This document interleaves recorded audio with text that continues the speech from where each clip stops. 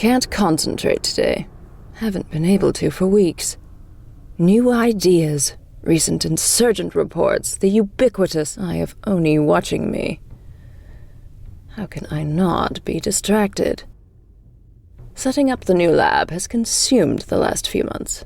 I have my doubts. I keep wondering whether this is the best course. How did I become involved in this? Carver's report on the colonies surely led me here. That scarcely begins to tell the story. We'll clarify my thoughts on this further when I get a chance to breathe. Found this journal in a quaint local shop. Good cup of coffee as well. On my last trip from the main base. Writing does help. To get it all on paper. Out of my head. I need a place to record my personal thoughts and the most sensitive research notes as I undertake this project, which I've simultaneously desired, been inspired by, and dreaded. Reach is the sum of all those things, so it seems fitting that this journal begins here. Am I being a bit sentimental? Yes. Pragmatic? Absolutely.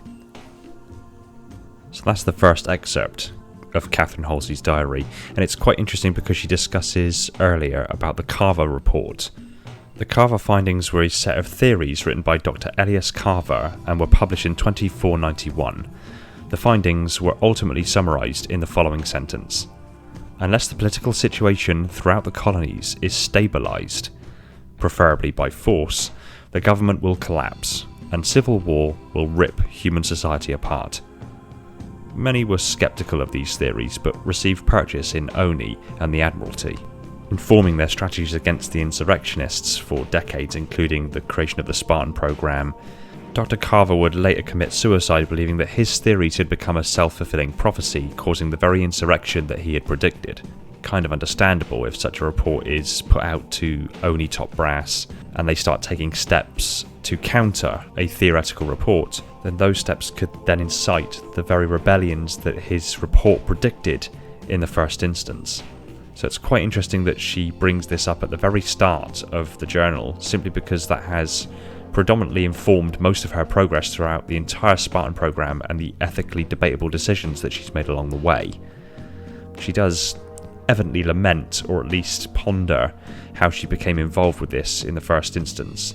Certainly her presence as a civilian contractor within the Office of Naval Intelligence was influenced by somebody higher up within ONI, and it could be argued even that it might even be the Assembly, as that is referenced in Halo Reach. The Assembly being the group of AIs that basically exists to make decisions for human culture.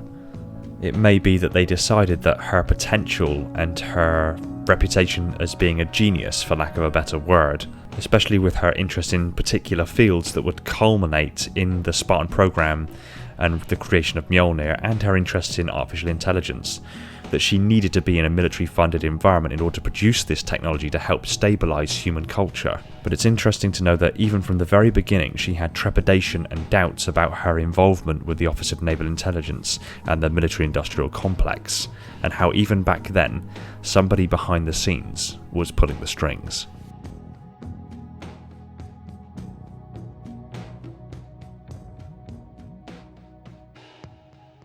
This is a relaunch of the Classified Materials series.